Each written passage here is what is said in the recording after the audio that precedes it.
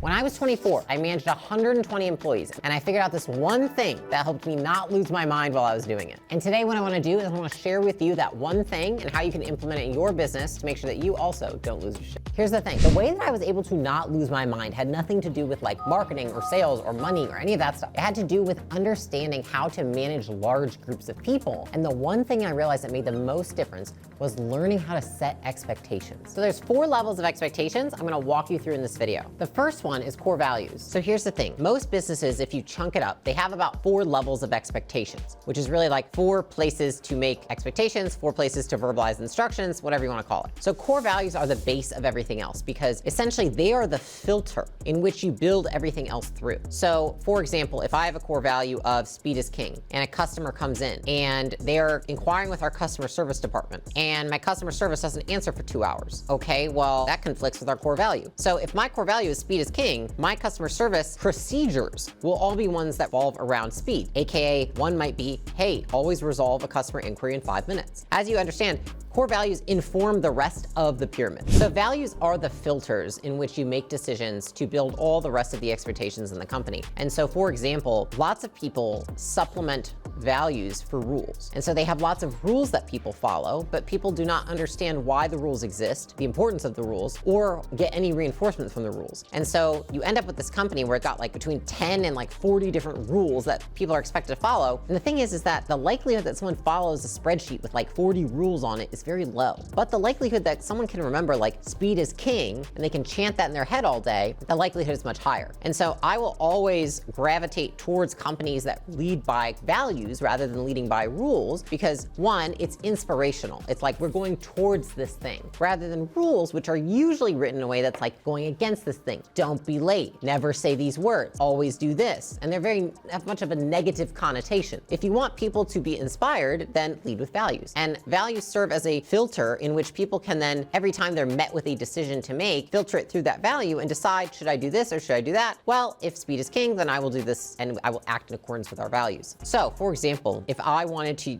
rule my company with rules, I might say, answer the customer within 60 seconds, respond to your teammates within 2 minutes at all times, respond to your boss within 5 minutes max, or I could say speed is king. We want to try and be fast. Everything we do, speed is king on a micro level. And so people, by consequence of adhering to speed is king, will then fall in line for the most part with these rules on the other side. And so one of them is punishing and often like puts things in a negative light, whereas the other one paints things in a way of like, we know where we want to go and this is how we're gonna get there. And the thing is that if you lead your company with rules, then you create rule followers. If you lead your company with values, then you create leaders and people who can think. And unless you're on here and you have a company that's like a Fortune 500 with, I don't know, hundreds of thousands of people, it is much easier, especially in smaller businesses where you have maybe just a few hundred people or even 1,000, in my opinion, to rule with values because rules, they're endless. The difficulty is that if you don't have a rule for something that comes up, the person just like cannot compute, isn't able to answer your question. Like I'm sure that you've inquired with customer service before and you've been like, hey, can I get a refund? You put cheese on my chicken and I want to know cheese. And they're like, we don't give refunds. And you're like, right, but you did it wrong, so I should get a refund. It's not me, it's you. And they're like, I don't know. We said we're not supposed to give refunds, so I don't know what to do. I have to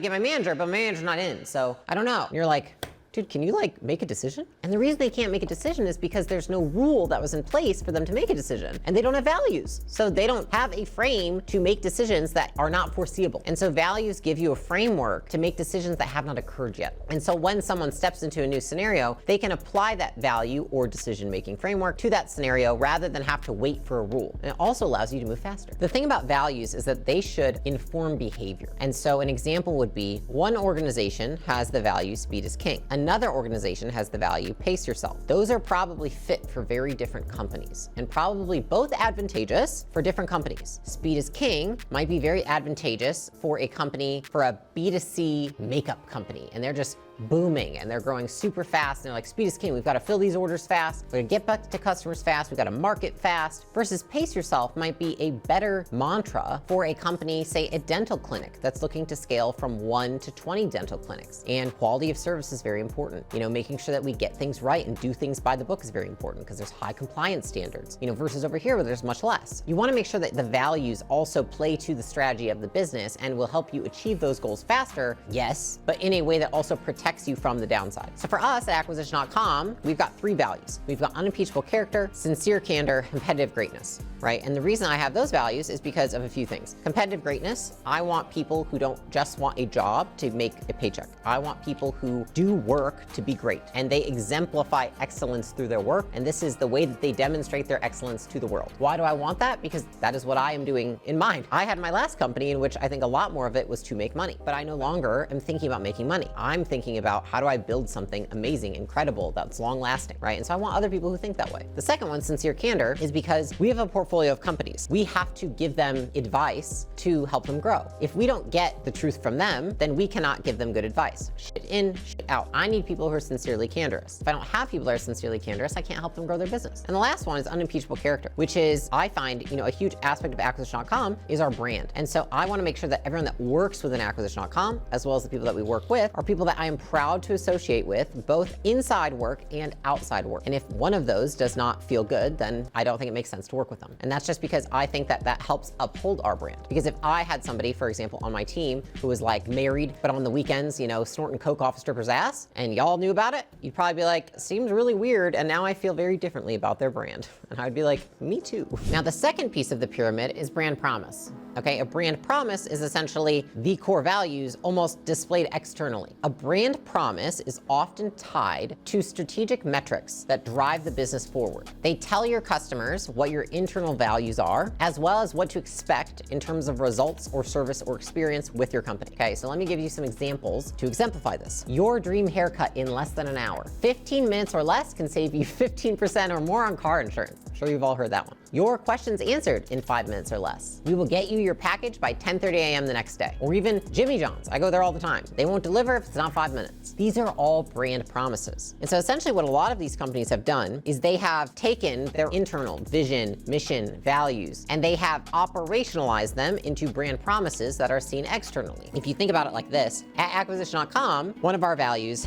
is competitive greatness, right? I want to do this to exemplify excellence. And a brand promise to the employee base that I'm trying to attract is praise over punishment, which is that I will not punish people that are within our organization. I will praise them and we will encourage them to do good work rather than punish them for doing bad work, right? And that's a message we put out to the employment community. Just as businesses put these things out of like your dream haircut in 5 minutes or less to get people in the door, you also do it to get people in the door to work for you. And so either one can be a brand promise, whether it's to customers or employees. What a brand promise does is if you can uphold it, which you would never make a brand promise if you cannot, it creates an immense amount of trust because you advertise something and then you fulfill it. You literally are setting an expectation and then meeting that expectation, which then creates trust in the person that you have expressed the expectation to. If I tell you I'm gonna meet you at 10 a.m. tomorrow for coffee and I show up at 10:30, do you trust me more or less? So if I tell you that I'm going to deliver your food in 5 minutes and I deliver it in 5 minutes or even 4 minutes, do you trust me more or less? Are you more or less likely to do business with me again? Companies typically engineer a brand promise to be one that they are positive that they can hit 100% of the time, if not overshoot.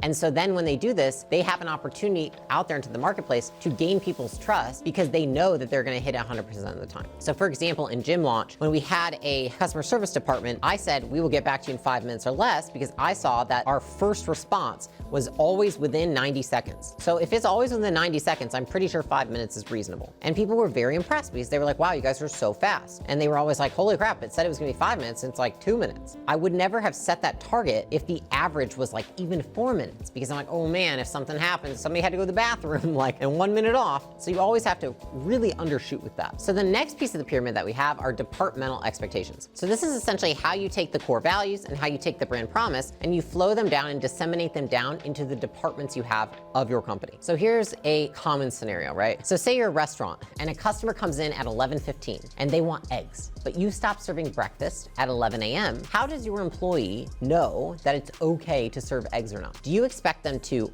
always delight the customer or hold the agreed upon service hours? So a mom and pop shop might say, we always delight the customer. And that is like our promise of our staff in the kitchen. Versus McDonald's, you get fired if you serve eggs at 11:15. If you only have these two, that's great, but we need to make sure that we have measurements in place to make sure that we're operationalizing core values and brand promise. The third one is departmental KPIs. Let me give you a real example of how this floods down. So at Gym Launch, we had a core value, speed is king, which then turned into a brand promise of your questions answered in 5 minutes or less, which then turned into all client inquiries were responded to in less than 120 seconds. So then what ends up happening is we create a KPI in that department to measure that. So the KPI for the department is what number of inquiries are answered in less than 2 minutes versus how many are answered in more than 2 minutes. Because again, I'm not gonna make the metric 5 minutes because that's what people are expecting. I need to make it 2 minutes so I know that we're completely overshooting. And so the customer service department, that would be the metric that we are measuring our brand promise and our values on. So then you can see how speed is king, the brand promise of 5 minutes or less seeps down into the customer service department. So then the KPIs that we measure success on are based on those two things. Another example would be the customer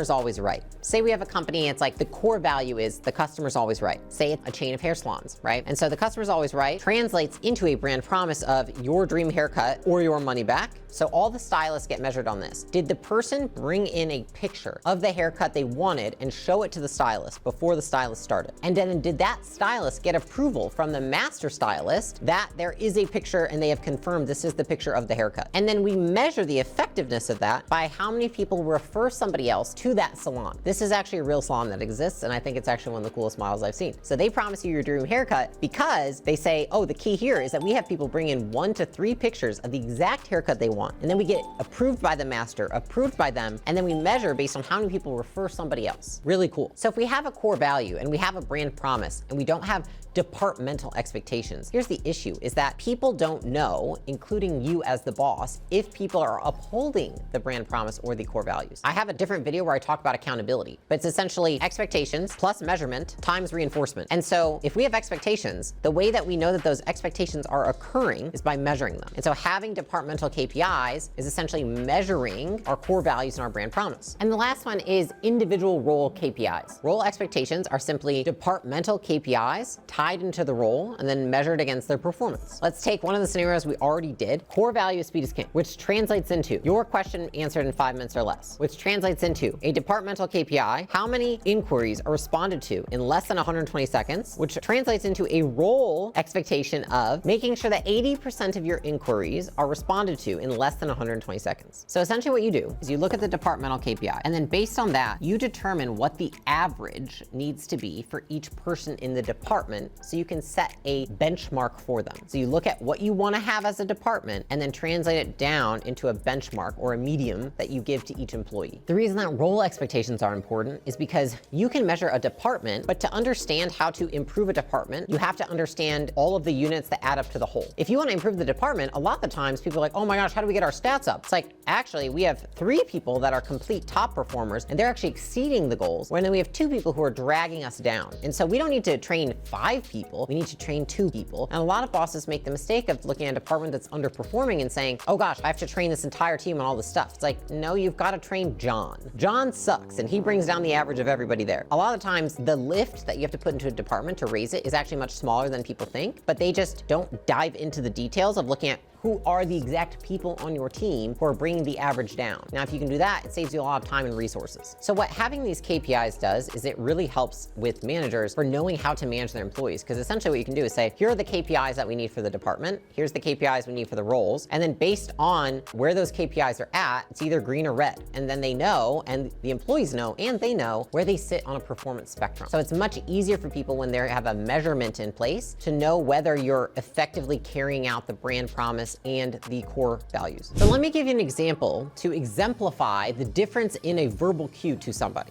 Hey, can you write that follow-up email sequence for the people who don't buy on the page? Say you have an e-commerce business and you're like, hey, go write an email sequence for after people buy. Versus saying, please write an email sequence that will help us reduce refunds within the first 24 hours of purchase. All the differences there, which will have a massive impact on results, is the instructions that you give the person. How explicit were they? Because lack of clear expectations leads to assumptions. Assumptions lead to unmet goals. So if people have to assume how to do something, they are less likely to do it than if they know to do something. It sounds simple, but so often in business, we don't do it. We just let them assume how to do their job and what we want. And so oftentimes, expectations are the unsaid rules of engagement. They're actually non-negotiable, agreed upon norms and behaviors that everyone on the team adheres to and is held to, but often are never verbalized, written, or explained. But here's the thing, if you don't properly define and verbalize your expectations, then nobody knows how to win or lose the game. They don't even know how to play the game. It's like their last company, the game might have been like checkers. And so they're playing according to the rules of the last game they were at, which was like how to play checkers. And now they come to your company and it's like chess. But then they play the game the same way that they played checkers. It doesn't work and you automatically lose and you look like an idiot doing it. This is the same thing that happens when an employee comes to your organization and you're like, this idiot doesn't even know how to. No, it's that's what he did in his last job and you haven't said anything differently. So what's he gonna do? He's gonna do what worked before. Playing checkers is all he knows. He's gonna play checkers on your chessboard.